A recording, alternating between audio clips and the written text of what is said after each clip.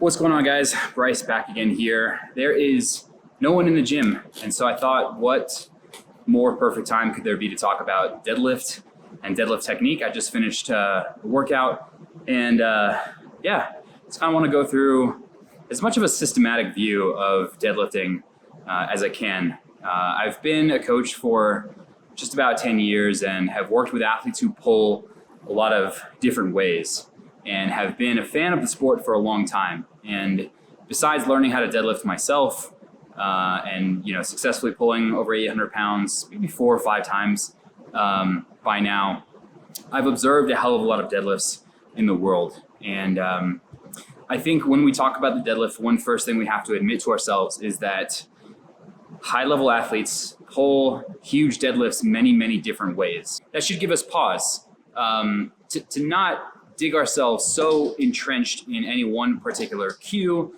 or any one particular foot position or anything like that. We have to realize that athletes come in different shapes and sizes, and body weights and hip shapes and femur lengths, torso lengths that are going to make the deadlift setup and even how you may feel during the deadlift dramatically different.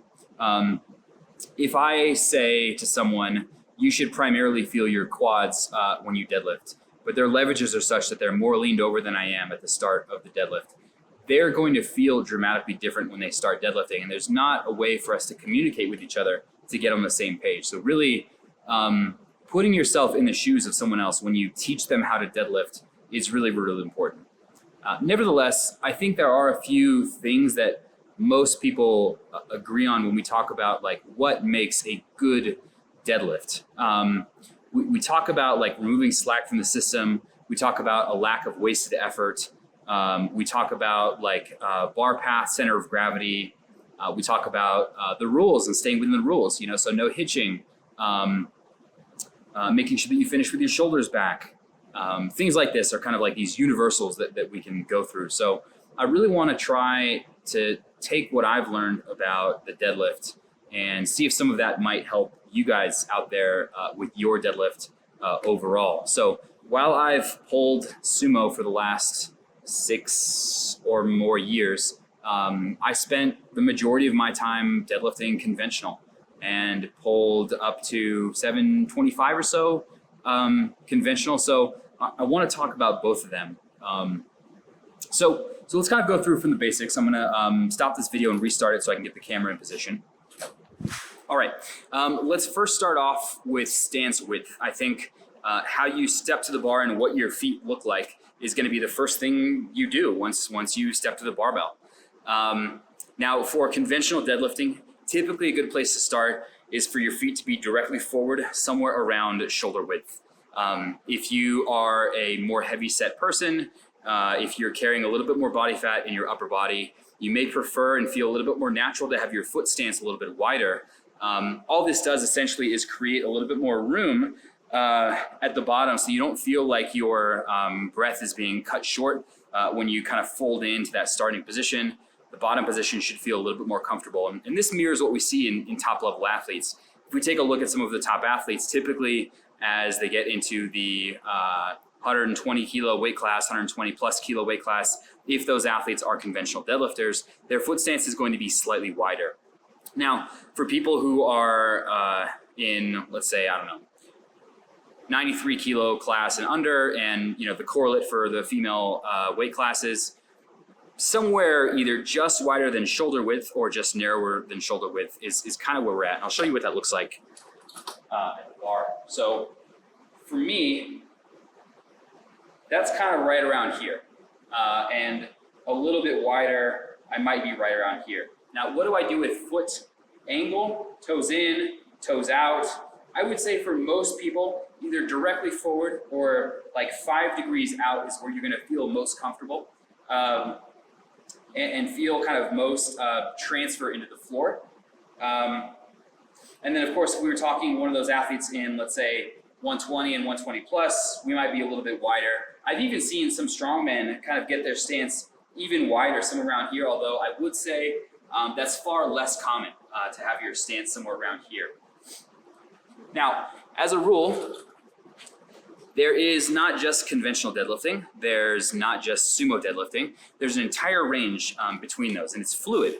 So just like high bar and low bar squat, while we can say something is conventional deadlifting because the hands are outside the legs, and sumo deadlifting, the hands are inside the legs. In reality, besides that sharp distinction, there's a range of foot stances in between there. What's sometimes called a hybrid stance, which is a relatively narrow stance, typified by, at the starting point before the athlete's about to pull, the knee is usually outside the ankle if we're viewing that from the direct front. So let's take a look at that.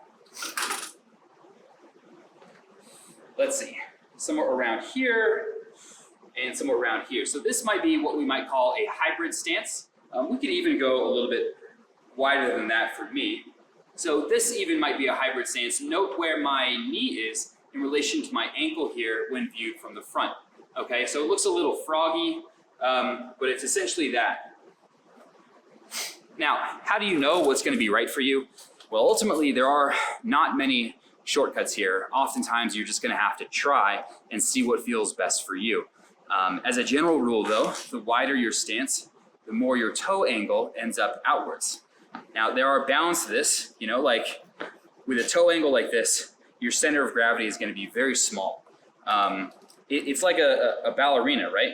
So if my feet are totally horizontal, I'm just not going to be able to stabilize myself much, even though I might have more of my quads, even though I might have more of my adductors involved in the lift.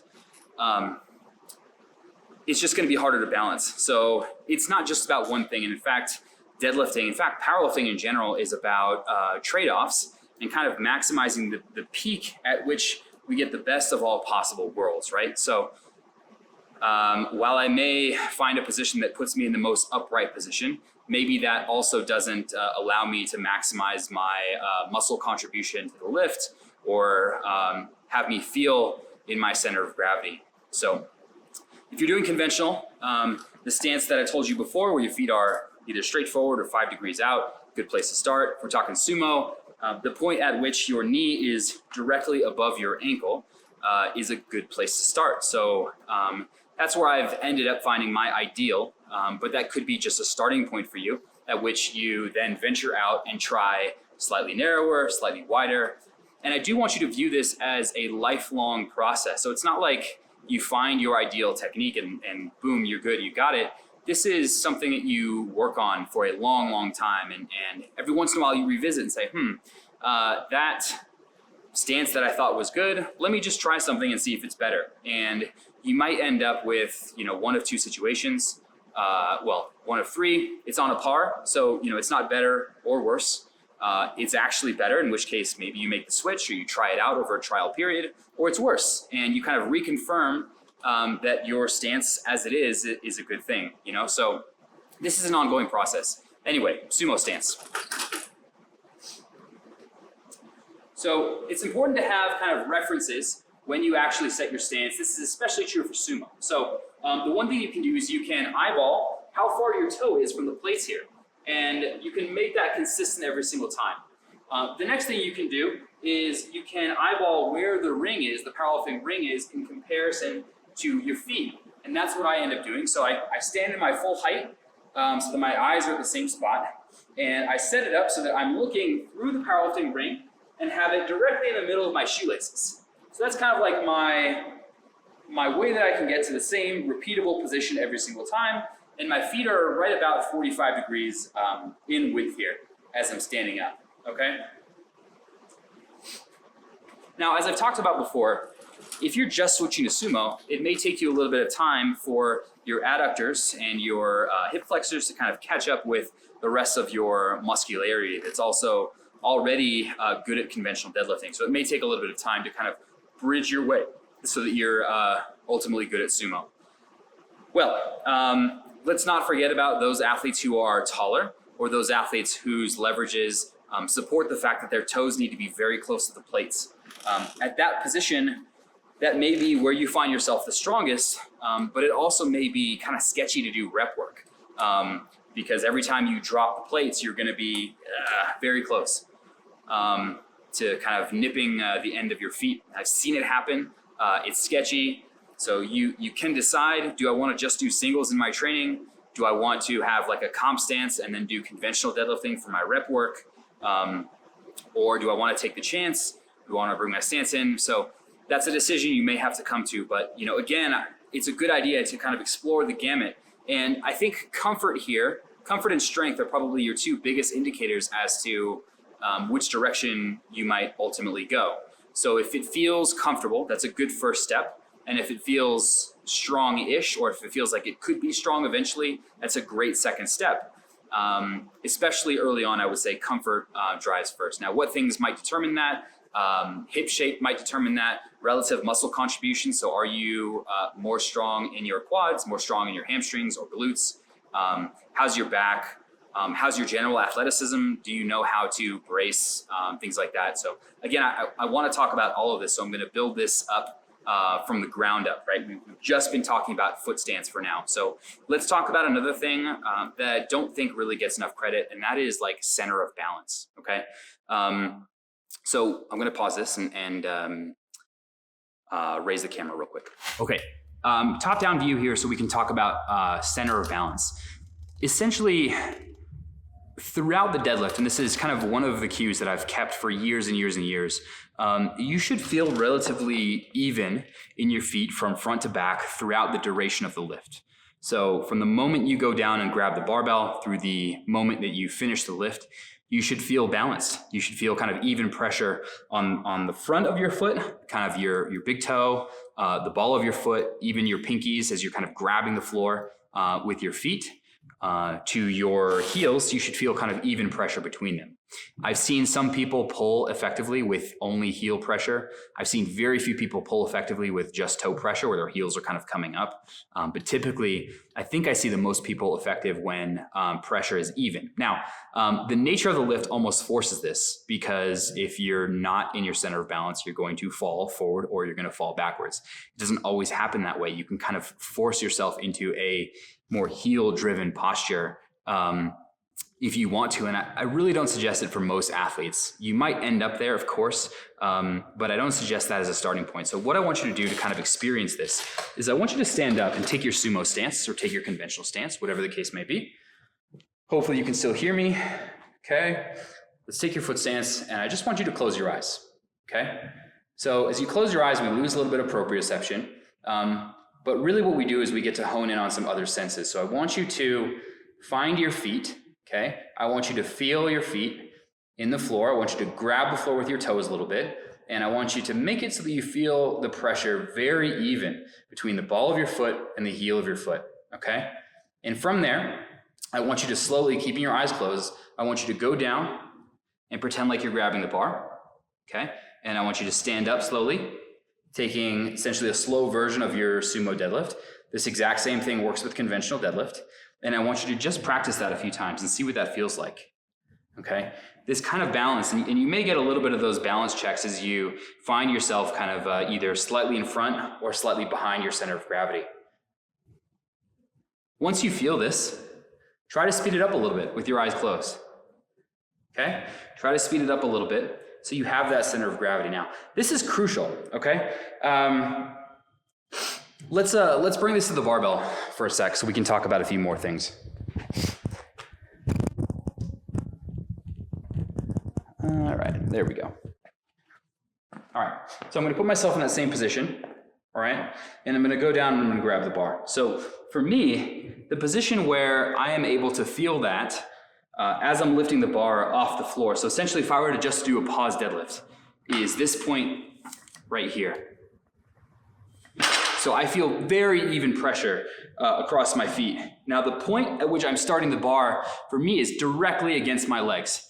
It might not be that way for you, okay? It might be that the bar is slightly gapped from your body, just based on your leverages, based on how strong your back is, how long your arms are. You might end up in this position where the bar is gapped by about an inch, a centimeter. So don't feel like just because you see some people start with the bar directly against their shins, that you have to do the same thing. Really what we want is to find that position where you feel totally balanced at the start of the lift. That's going to be the position that you get the most power off the floor and are able to remove the most slack from the system. So how do you determine this? Well, if you start a rep with the bar gapped from your body and you feel like you're tipping forward, it might not only be because of this reason, but it might be a good reason to start the bar a little bit closer to your body to play around with that, okay? So we're building up now. We've got foot stance. We have roughly where the bar starts, close to or away from your body.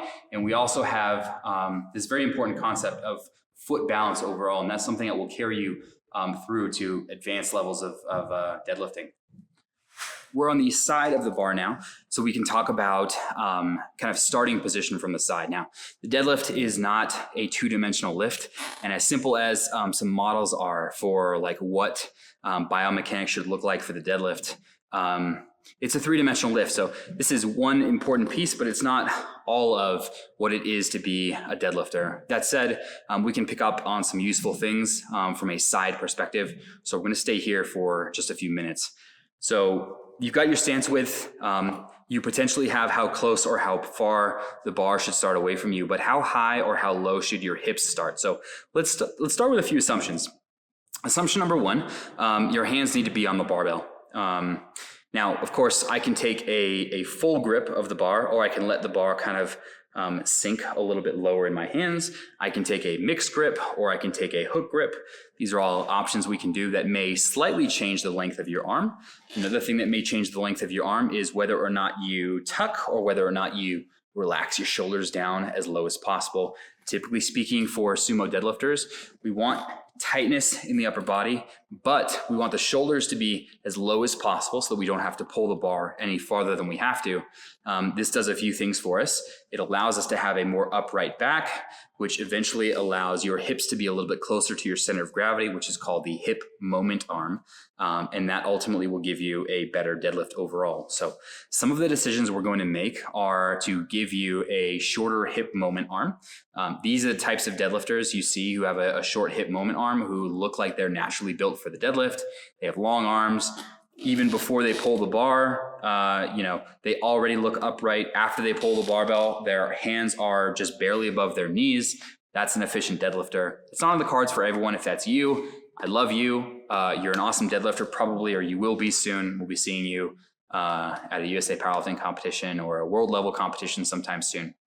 Anyway, so what do we want? We want, again, this combination of risk reward, this optimization to the best of our degree possible. Now, I can put myself in a very upright position, but I'll show you what happens when I do that. All right, so here's my stance, just like normal. I'm going to grab the bar and I'm going to drop my hips so that my back is totally upright. There we go. Okay. If you saw that, you would see that I essentially took my sumo deadlift and I made it into a squat. My knees are so far forward and my hips are so low that I have to squat the weight up. And what typically happens when people start deadlifting is they try to copy the deadlift of your favorite lifter, and you try this kind of ultra upright torso. And what happens when you start deadlifting? You correct immediately to a more forward torso angle. You tip forward, and then when the weight finally breaks the floor is the point at which you're at balance. So I'll show you what that looks like. So I'm starting here. I pull until this position, at which point the weight finally comes off the floor. So especially for newer athletes, you may find that your hip height position is a lot higher than you might think. Now, there's a trade-off, right? So we want the sumo deadlift especially to be more quad driven. Conventional deadlift is typically a little bit more posterior chain driven. Nevertheless, there's a little bit more forward lean as possible. So let's go back to that back angle and let's see if we can set a position that's that sweet spot, that compromise where we have the hips as low as possible, but when we start to pull the deadlift, nothing happens until the bar starts moving, okay? So here's a position, here's a grip. This is too low for me, okay? And this is too high for me.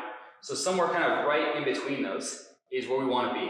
Another thing you might want to look for is that my shoulders are slightly in front of the bar, or that the bar passes almost directly through my upper back, almost through like my low traps. That's a good point. So it's a common misconception that your shoulders need to be directly above the barbell. Actually, shoulders for most athletes are slightly in front of the bar.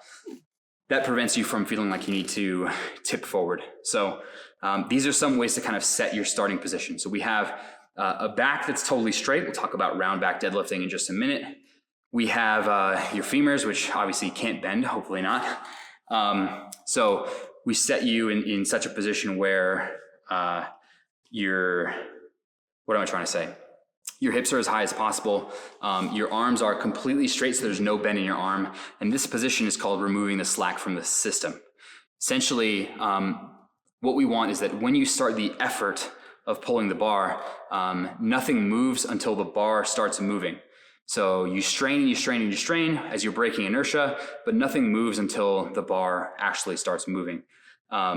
Which could take a little bit of time, especially as you close in toward your max deadlift. For certain positions, you may be weaker at the start of the lift, and then the lift starts flying after that. So don't be discouraged if you have to work at moving the bar off the floor for a little bit until you finally break the bar off the floor, at which point the lift starts moving much quicker. That's not a sign that you're inefficient. It's not a sign that you're doing anything wrong. It just may be the way that you're built for deadlifting overall. So don't view that as a misgiving or something that you need to change, especially if you're making progress on a week-to-week basis. If you feel efficient, if you feel like you're balanced, and of course, if the load on the barbell continues to go up, that's related to programming decisions too. But nevertheless, technique plays a part in that as well. So I mentioned round back deadlifting. Now that we're looking from the side, what does a round back deadlift do? Should we round our back? We don't like to see round in the lower back, but a round in the upper back is an actual strategy that some athletes do. If their morphology and relative muscle contributions are such that it's favorable, and it is something I encourage people try. Essentially, what it does is it lets you get your hips a little bit closer to the bar by taking a straight line. The straight line is the point between your hips and your shoulders, and making it a curved line, right? So straight line is this fixed distance. If we add some curve to it, we essentially shorten that distance. So it lets you get your hips a little bit closer. Let me see if I can show you the difference. Okay, here's a straight position. Here's a round position. So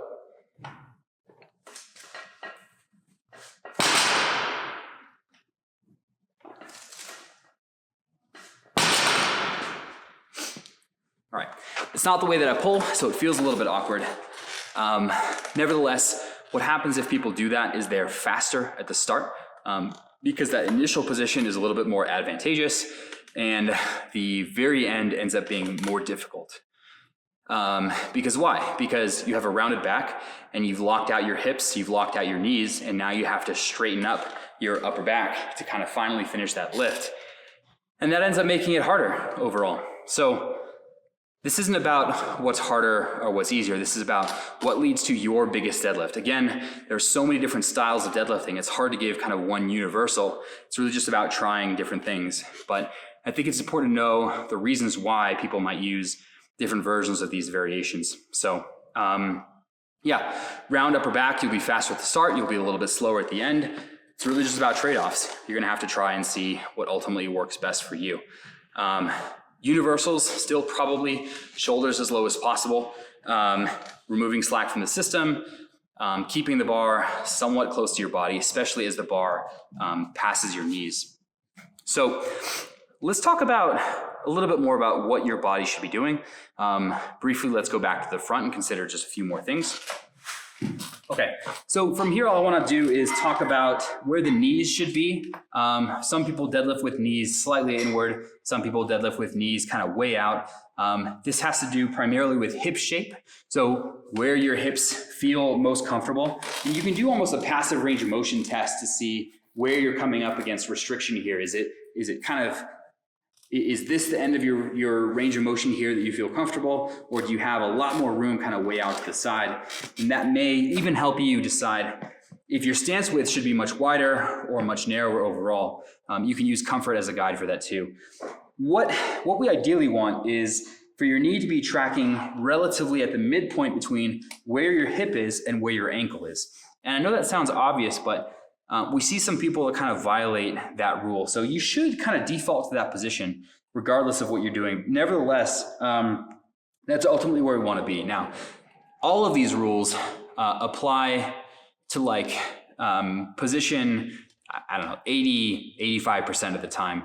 When you are straining for a maximal deadlift, an RPE 9 plus or something like that, you can certainly get to the point where we have technique breakdown, and that's okay. What we want is a guide at which you then deviate from when you're under strain. So I don't expect people to keep perfect technique all the time. What we're mainly looking for is that you're trying most of the time, okay? So let that knee kind of fall at that midpoint between where the foot is and where the hip is. So this position that I was talking about where your knee is directly above your ankle, I have called kind of building the house before, because we essentially make an A-frame shape here with the lower segment of your legs and your femurs, which is a pretty kind of useful cue for this start of setting up the lift. Or we talked about the upper body.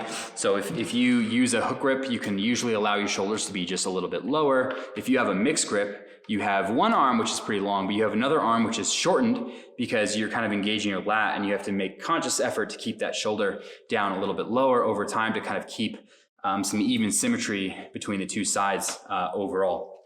All right, so more pieces. What do we do about tightness? So we still haven't actually lifted yet, so we'll talk about dynamics in just a little bit, but how do you actually generate tightness? Part of it comes from removing the slack like we talked about, long arms, legs in the position, feeling the center of balance even between your feet. But at some point when you go to exert effort into the bar, what should that effort look like? Well, you're going to drive your feet either down or out, or some combination of down and out, depending on how wide your stance is. And that may end up feeling like a leg extension, right? So like extending your knee. It may feel like a leg press, so pushing down into the floor with a combination of knee and hip joint.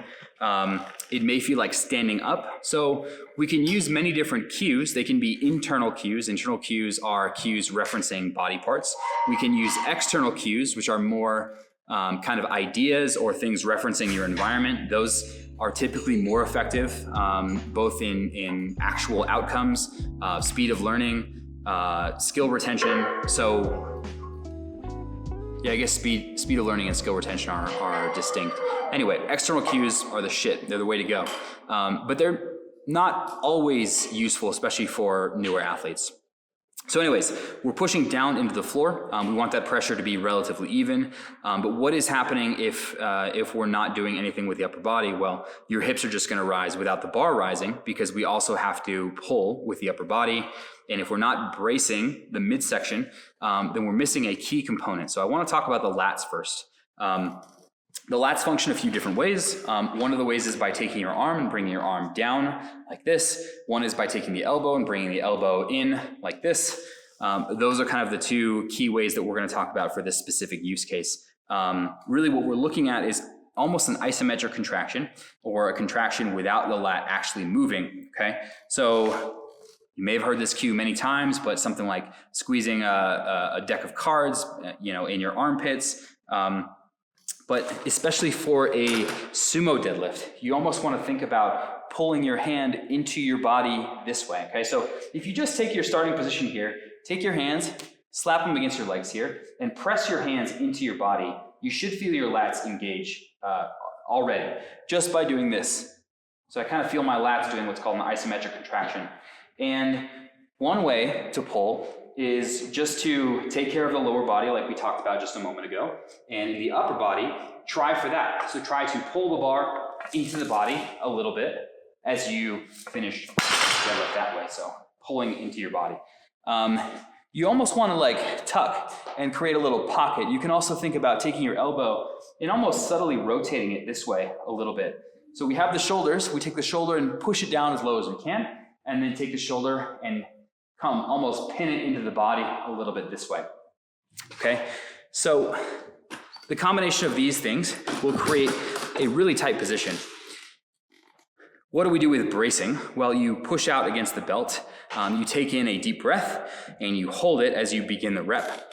The more upright you are, the less important intra-abdominal pressure and bracing is, because the movement is more like a leg press. So this is sometimes why you can see some very, very high level and lifters who are built for sumo deadlift perform very heavy sumo deadlifts with no belt, because bracing is less of an issue for those athletes. You also see a few novel belt placements. So some athletes who wear the belt extra low or extra high. Again, some experimentation may be in order, but for the most part, wear the belt above the crest of your hip bone and below the bottom of your ribs, kind of in that middle point between those two. And push out against the belt as you take in your breath and you stabilize and kind of push out your lower abdomen into that position. This should help brace you. So we're kind of doing all of this in sequence as we get to the deadlift. So before we talk about dynamics, there's one more thing, I think, and that is head position. So you can have your head down. So your head is kind of you can have your head down. You can have your head forward. You can have your head up. And you can have your head either fixed, so your head is kind of attached to your torso, or you can have your head change in position in response to how close you are to completing the deadlift. So let's move the camera over here just so we can see what's going on. And let's take a look at this. So if my head is attached to my torso, I'm essentially doing this.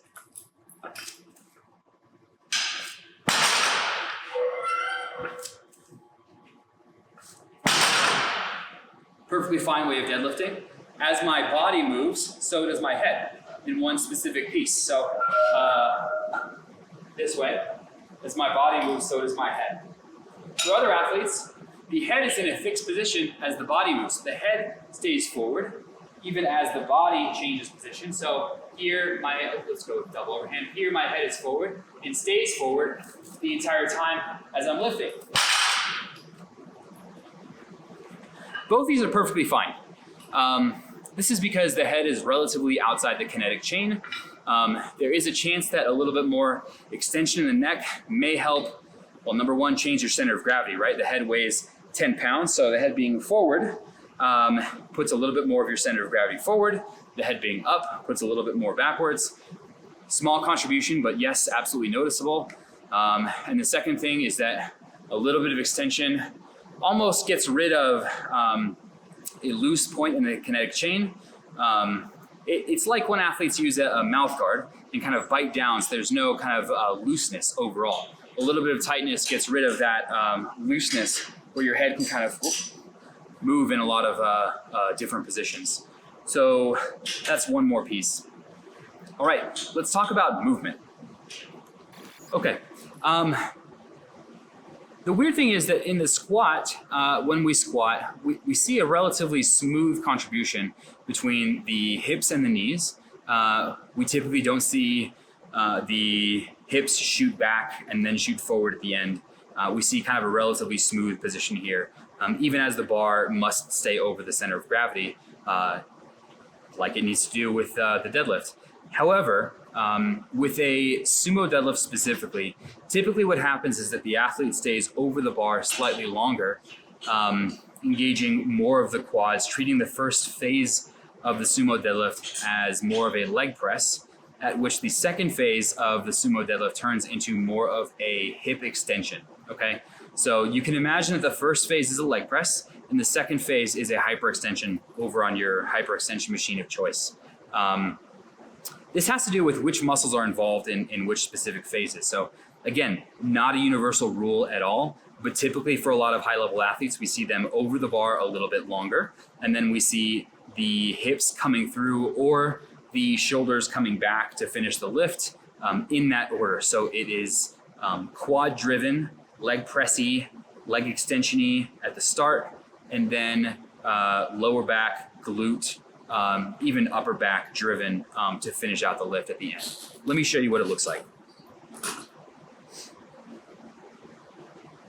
So if I'm doing this, this is my first movement, okay? And what you may notice here is that my upper back doesn't change. So my upper back stays at the same relative angle to the floor, to start here, even all the way up to the point where the bar is crossing my knees, at which point now my knees are straightening and my glutes come through to finish the lift. Okay, so back stays at the same angle. We come through here. Finally, the hips come through. I'll do it with the bar this time so you can see it in slow motion.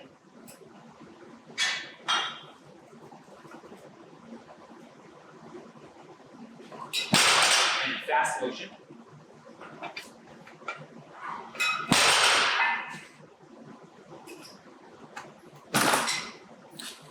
Now you may see some lifters exaggerate this. You may see some lifters de-emphasize this, but really this is a rough approximation of the motion that we should see for most lifters. It allows us to get the most muscle contribution of the right muscles at the right time. So knee extension first, followed by hip extension would be one way to say the same thing. Your glutes are really strong close to lockout, right? So imagine standing up, stand up. Let me, well, you guys are just gonna see my butt right now. So you stand up. If you're standing at lockout and you squeeze your butt and you really try to like crack a walnut between your butt cheeks, your glutes are insanely strong. Or if you take one leg and you try to take your knee and put it behind you a little bit, your glutes are insanely strong in this position here. So we're taking advantage of the glutes, we're taking advantage of the low back in this kind of protected, close to lockout position, but we're also taking advantage of the quads in this kind of almost quarter squat position here to really just kind of press through to finish. So we're really just about using each muscle when its contribution is most valuable and most needed, okay? So let's start to put some things together here.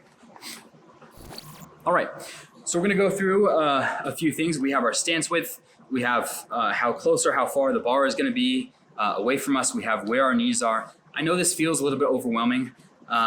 The process of motor learning is such that you'll start off by thinking a lot about where specific muscles are, what muscles you're feeling, where your body is in space. Slowly over time, you'll move through this associative phase and finally to a relatively thoughtless, autonomous phase where you're not thinking about much of anything. You're just kind of lifting and maybe even just focusing on effort or a specific phrase, a motivational cue, something like that, rather than being so technical with it. Or you've gotten to the point where you get to focus on only one thing and your body kind of knows what to do through the rest of the lifting motion. That's the other thing that might be going on, okay? We also have a little bit of the dynamics of the movement. We know that your torso is going to stay at about the same angle. We know that you will essentially finish with a hip extension, relatively forceful hip extension at that. So that might be another thing that we end up focusing on. So I want to go through some of the things that might round out this and help you get a better sumo deadlift overall. And then we'll talk about conventional deadlift a little bit too, okay? But essentially, you get your starting position. From here, we've got our center of balance, okay? You can keep your eyes closed, but most likely keep them open. You can even, move your legs a little bit like this, so you can establish that you're in your center of gravity. And even as you go down to grab the bar, I want you to keep that center of gravity here as you go to grab the barbell. Now, I use my fingertips to kind of like pull the bar into me a little bit here. And I'll get my mixed grip hand underneath. I'll get my overhand here. And even at this position, so my hips are higher than they will be when I start the deadlift. What I'm essentially doing is waiting until I'm ready to take my breath. When I take my breath, I will drop my hips slightly. I'll take in my breath, I'll brace, I'll drop my hips just a little bit until I'm in that perfect starting position, at which point I'll begin the pull. From this position, going back to the top, you gotta relax your arms. So we want your arms to be as long as possible. The arms are really just kind of hooks for the bar. Now, they're passive, but they're also active hooks. You're gonna be squeezing the shit out of the bar, right? So you don't drop the barbell. But I want you to think of your arms as long, okay? Longer than your arms actually are. I want you to think of your arms as super, super long. You're gonna let your shoulders, so not here, tensed up. You're gonna let your shoulders drop as low as possible so that you can get your hips, you can get your back as vertical as possible and get your hips as close to the bar as possible. So nice long arms, and if possible, instead of squeezing the bar at the base of your hand here, so instead of getting the bar through this position right here, try to get the bar a little bit lower. So at this kind of first crease in your fingers there. If you can find that to be a stable position, I think that's gonna help you overall and really just kind of squeeze the bar from there. Now, I'm not the person to talk to you about hook grip. Go see Bryce for a great tutorial on that. So I'm not gonna pretend that I'm an expert in the hook grip, but I do think I have a lot to contribute to starting position and lift mechanics for the sumo deadlift. So again, we're back with the bar. That was a soft re-rack, by the way. That was a soft re-rack. I didn't even hear you re-rack the bar. Okay, so grabbing the bar, arms are relaxed and long. And then at this point, we really want to think about staying loose under that position. So it's not that every muscle needs to be tense, right? It's the right muscles need to be tense at the right time. So your quads, you want to think about pushing your quads hard. You want to think about pressure through the floor as you push the floor away. Up to this point, you may have gotten the idea that the deadlift is very technical. Now, there are many technical pieces to it, but once you spent a few weeks with those, I want you to shift your effort to effort, okay? I want you to think about attacking the bar and attacking the weights and like crushing every single set that comes your way. So I want you to think about like, maybe not aggression, but like technical perfection. There is no weight that you can't manage. You make everything look smooth and effortless. And I want you to start to cultivate some of the mindset that helps make that a reality. Now this weight is nothing big for me, but think about attacking the bar every single time you step to the bar, whether it's your warm up all the way through your top sets, effort, power, self-belief. These are the types of things I want you thinking about as you go through the lift. So technical to start, effort to finish. Here's our position. Here's our start. We take that deep breath in.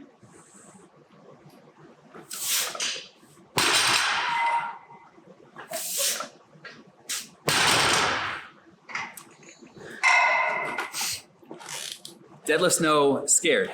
And I don't want athletes to learn to lift scared. So we want to lift with some force, some aggression, some confidence. And I think you'll be rewarded with sets that move better, technique that moves better, and a little bit more crisp overall. So a few more things that might happen. You're going to deadlift and there are going to be some sets that are slow. It is easy to relax too much and to let your back round, to lose lat tension, and allow your hips to rise a little bit, to have deviations in center of gravity a little bit if you don't reset every single repetition. A skilled lifter is the one that tries to make every single repetition look the same except for bar speed. So your latter reps in a set look identical to your early reps, they're just slower. And it doesn't always happen that way, but that is the goal. For many sumo deadlifters, that means patience, patience, patience at the start of the lift, until that bar starts moving, at which point it usually accelerates a little bit toward lockout. Or another typical pattern, the bar will be slow at the start, a quick middle section, and another slow lockout as well. These are not things to worry about, although of course if you wanted to add extra work for glutes, low back, quads, even hamstrings, you're more than welcome to. So that I think should get you well off on the right foot overall. Again, experimentation. So start off with one of these kind of generalized positions for sumo or conventional, and then try some slight deviations away from that, typically in lower consequence sets in your training as you learn more about yourself and the way that you ultimately lift. Another few ideas for you: find role models who lift. So find role models first who are built like you are. They have similar body fat percentages, similar height, similar weight class. They have your ideal position of what you ultimately want to be. You may go through the national records for sumo deadlift. You may follow some people on Instagram, find the people who look and lift like you, and either ask them questions directly or save some of their videos on your phone so you can look at them.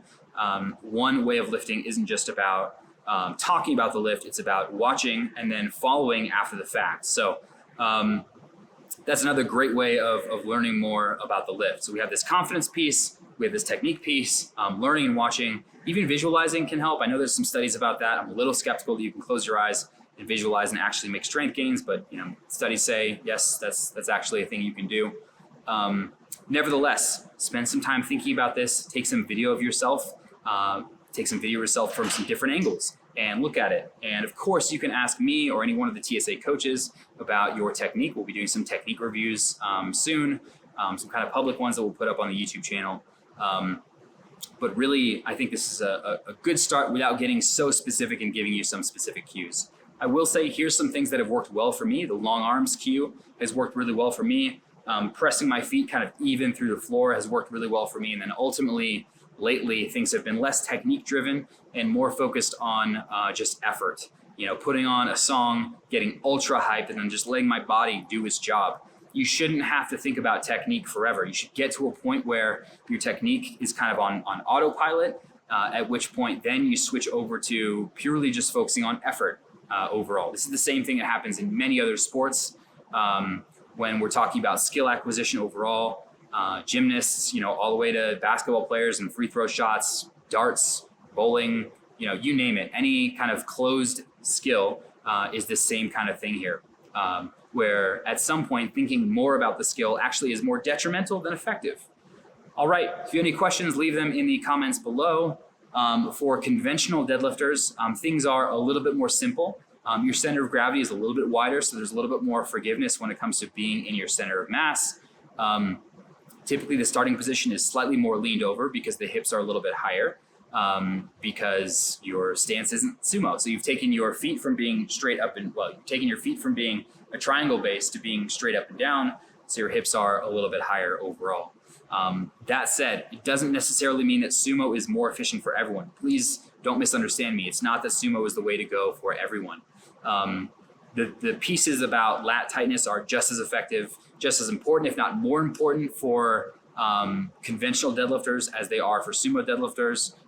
Sometimes the bar can start a little bit further away from the body for conventional deadlifters than for sumo deadlifters. You still want to get to that point of feeling like you're in your center of gravity, that you're not tipping forward or tipping backwards. And there may be a little bit more play and a little bit more wiggle room at the start of the lift for conventional deadlifting than for sumo. What do I mean by that? Typically what I mean is for a conventional deadlifter, you may struggle for a little bit. The hips may rise a little bit before the bar actually starts moving, as almost a slow way to break inertia. And that's perfectly acceptable as well. Typically, as far as lifting dynamics go, one thing I forgot, while there may be that gap at the start of the lift for sumo or conventional, typically when the bar passes the knees, the bar is almost always against the body. It's almost always kind of riding up the legs. Your hands are riding up the legs and the bar is riding up your legs as you go to finish, kind of keeping in that center of gravity as you kind of come up to finish. So make sure that you finish all the way, that you don't kind of stop short here, that your shoulders finish all the way back, so that you've got kind of a full legal lift. And I guess we have to talk about one more thing, and that is sometimes either with your hook grip or with a mixed grip, one of your hands might start to open on your leg as you keep that grip width, where it is. And as far as grip width, by the way, we're basically looking at directly below your shoulder here and kind of gripping there. So that may be like one or two fingers on the smooth. Usually one finger on the smooth would be like the narrowest I would go, just so that you actually have something to grip with your hands, and you're not gonna just lose the bar overall. But so what happens if your hand starts to open up on your leg? Well, number one, make your leg as frictionless as possible. You can do this with something like this, some spandex, You can do this with baby powder. So putting some baby powder on your leg, make sure you don't get it on your hands. Okay, hands stay far away from the baby powder. And you can do it by adjusting your grip width. So you can move your hands either slightly in or slightly further out to get to the point where your hand isn't opening up. And lastly, you can stay slightly over the bar a little bit longer so that your hand isn't kind of frictioning open this way against your leg. I would view that as more of a last resort, and I would try some of these other things a little bit before that, because ultimately I think I don't want your lifting mechanics to change unless they absolutely have to, assuming all the other pieces are falling into place. All right, did we cover it all? There's going to be a few other things that pop up. I wanted this to be comprehensive, or as comprehensive as possible. One thing to talk about is foot pronation when your stance is wider. So try not to have your arch collapse and for your foot to kind of go flat if your stance is a sumo width stance. So essentially, try not to have your foot kind of roll inward like this. Try to keep the load so that it's roughly even, not only forward to backwards this way, but also left to right this way. So we have kind of even pressure throughout your foot there as well. I hope the message you've taken away from this is really just about balance and how a lot of the cues that I'm suggesting aren't over-exaggerated.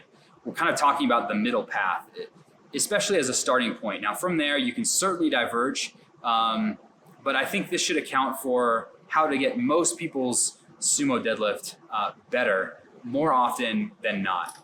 Again, from there, take video, take a look at other people who are doing this, and then kind of course correct from there, but really coming from that main starting position and venturing outwards from there. Okay. Inevitably, there's going to be things that I forgot to talk about.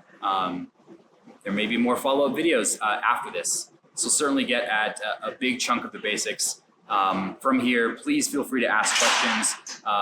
Send us your videos, whatever you want for us to kind of continue to help out for this. I'll leave it there. I know there's more that I'm forgetting. All right, see you guys next time.